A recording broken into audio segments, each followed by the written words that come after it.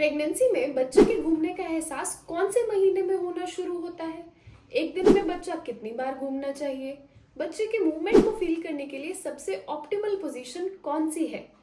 अगर आपका बच्चा नहीं मूव कर रहा तो आपको क्या करना चाहिए? इन सारे सवालों के जवाब आज आपको इस वीडियो में मिलने वाले हैं, तो वीडियो को एंड तक जरूर देखिएगा और चैनल को सब्सक्राइब जरूर कर लेना, क्योंकि आपके प्यार से ही हमें और वीडियोस बनाने की मोटिवेशन मिलती है। तो बिना डिले के स्टार्ट करते हैं। सबसे पहला पॉइंट, बेबी की मूवमेंट कौन से महीने में पता चलने लगती है। देखिए, बेबी मूव आपके पेट में तो जब वो छोटू होता है ना, से 2 महीने का, तब से ही करने लग जाता है। बट उस टाइम पे बेबी बहुत छोटा है, बच्चेदानी हड्डी के अंदर होती है, तो तब तक आपको मूवमेंट्स का एहसास नहीं होता। ग्रेजुअली जैसे जैसे बेबी बढ़ता है, बेबी का साइज ग्रो होता है, उसके आसपास पानी की मात्रा बढ़ती है, तो फिर आपको ग्रेजुअली मूवमेंट्स का पता चलने लगता है। अगर आपकी पहली प्रेगनेंसी है तो आपको कम से कम 20 से 24 हफ्ते के बीच में, यानी 5वें से 6ठे महीने के बीच में बच्चे के घूमने का पता चलने लगेगा। अगर आपकी दूसरी या तीसरी सब्सिक्वेंट प्रेगनेंसी है तो यही एहसास आपको जल्दी भी हो सकता है। जल्दी से जल्दी 16 से 18 हफ्ते यानी चौथे महीने में भी आपको बेबी की मूवमेंट का एहसास हो जाता है। स्टार्टिंग में आपको हो सकता है कि बहुत हल्की मूवमेंट्स फील हो, जस्ट एक गुदगुदी की तरह या कोई बबल या जस्ट गैस जैसा फील होगा आपको। बट ग्रेजुअली जैसे जैसे बेबी ग्रो करेगा, आपको मूवमेंट्स फील होने का समझ आने लगेगा कि अच्छा ये बेबी मूवमेंट्स होती है। उसके बाद आपको बहुत अच्छे से मूवमेंट पता चलने लग जाएंगी। उसके बाद आप खुद बता सकती हैं कि हाँ, अब मेरा बेबी ठीक है, आज अच्छे से मूव कर रहा है, आज सब ठीक है। एंड एक चीज बड़े दिल से मैं कहना चाहूंगी कि जब बच्चा पहली बार मूव करता है ना, जब मदर को पता चलता है ना, एक्चुअली माय बेबी के, वो सबसे स्पेशल मोमेंट होता है। लिटरली मतलब थ्रू आउट होल प्रेगनेंसी वो सबसे क्यूट मोमेंट होता है जो हमेशा हर मदर को याद रहता है। अब दूसरा पॉइंट आता है, एक दिन में बच्चा कितनी बार मूव करना चाहिए। देखो, अगर तो जनरली वैसे बच्चा बहुत बार मूव करता है, बट वो मूवमेंट अननोटिस्ड भी चली जाती है, तो नोटिसेबल मूवमेंट, ठीक है, नोटिसेबल मूवमेंट हम एक सही करने काउंट करने का तरीका है, आप 12 घंटे का टाइम स्पैन लें, मॉर्निंग 9 से शाम के 9 बजे फॉर एग्जाम्पल। उसमें आपको काउंट करना है कि आपको ऐसे कुछ रैंडमली जितने भी पूरे दिन में 12 घंटे में आपको कितनी बार फील हुआ। अगर आपको 12 घंटे में 10 से 12 मूवमेंट्स फील होती हैं तो वो चीज नॉर्मल है। कई बार क्योंकि हम ध्यान भी नहीं दे पाते, इसलिए हम एक बड़े टाइम स्पैन में 12 घंटे में 12 मूवमेंट्स। नहीं तो आप तीनों टाइम का खाना खाने के बाद, ब्रेकफास्ट, लंच और डिनर के बाद उल्टे हाथ की करवट लेके लेटे। उस समय आप बिल्कुल शांत रूम में लेटे, पूरा ध्यान अपने बेबी की मूवमेंट पे लगाएं और फिर देखें कि उस 1 घंटे में बच्चा कितनी बार मूव किया। अगर खाने के 1 घंटे बाद उल्टे हाथ की करवट लेके लेटने पर उस 1 घंटे में आपको 3 से 4 मूवमेंट्स फील होती हैं, तो वो बिल्कुल नॉर्मल है।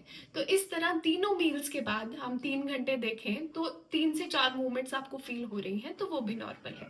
तो ये हो गए 2 तरीके कि आपको कितनी मूवमेंट्स फील होनी चाहिए और कैसे करना है। या तो सुबह के से लेके शाम तक 12 घंटे के बीच में आपको 10 से 12 बार मूवमेंट फील हुई, नहीं तो खाने के तीनों मेजर मील्स के 1 घंटे बाद आप उल्टे हाथ की करवट लेके लेटी तो आपको उसमें 3 से 4 मूवमेंट्स फील हुई, तो वो नॉर्मल है। अब आती है एक और बड़ी इंपॉर्टेंट चीज कि मैडम रात में बच्चा बहुत ज्यादा घूमता है, ऐसा क्यों होता है। देखिए, जनरली दिन में मदर्स घूमती रहती हैं, काम में लगी रहती हैं, उनका ध्यान नहीं जाता बेबी मूवमेंट्स पे, तो दिन में उनको कम परसीव होती है। रात में जब क्वाइट रूम है बिल्कुल, उस समय अगर बेबी जाग रहा हो, आपका पूरा ध्यान बच्चे पे है, कोई डिस्ट्रैक्शन नहीं है, तो इस वजह से कई बार नाइट में बच्चों को मूवमेंट ज्यादा फील होती है। दूसरी चीज, मदर जब घूमती रहती है पूरा दिन तो बच्चे को झूले आते रहते हैं, वो कंफर्टेबल होता है तो वो सो जाता है। नाइट में झूले रोक दिए आपने उसके, तो उस वजह से कई बार वो थोड़ा ऐसे ज्यादा मूवमेंट करने लग जाता है, उसमें घबराना नहीं है आपको। बारी आती है तीसरे पॉइंट की कि बच्चा कम घूम रहा है या ज्यादा घूम रहा है, तो क्या ये प्रॉब्लम की बात है।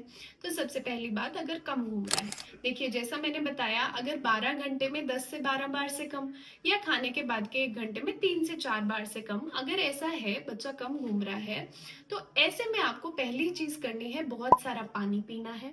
अगर आपको नॉर्मल पानी नहीं अच्छा लगे तो आप नींबू पानी या फिर जूस, उसमें ज्यादा चीनी डाल के वो ले सकती हैं। उसके अलावा आप चॉकलेट खा सकती हैं या कुछ मीठा खा सकती हैं। मीठा नहीं पसंद तो कुछ भी आपका फेवरेट मील खाएं। क्योंकि अगर बच्चा कई बार जैसे आपकी बॉडी में शुगर लेवल लो हो गया या फिर कई बार बच्चा सोया हुआ होता है, तब भी बेबी कम मूव करता है। जब आप मीठा खाएंगी, पानी पिएंगी, उल्टे हाथ की करवट लेके लेटेंगी, बेबी को ब्लड फ्लो इंप्रूव होगा, उसको ब्लड शुगर लेवल जाएगा तो वो एक्टिव हो जाएगा और वो मूवमेंट करने लग जाएगा। ठीक है, तो अगर आपको मूवमेंट कम हो रही है तो सबसे पहली चीज घबराना नहीं है, पानी पिए, कुछ मीठा खाएं, उसके बाद मूवमेंट परसीव करें। अगर आपको मूवमेंट ठीक से फील होने लग गई तो बस कोई टेंशन नहीं है। फिर भी अगर आपको कम हो रही है फील तो आप अपने डॉक्टर से जाके जरूर मिलें।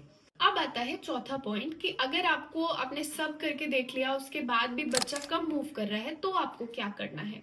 तो ऐसे में आपको अपने डॉक्टर के पास चेक कराना है, अपने सारे डॉक्यूमेंट साथ में लेके जाने हैं।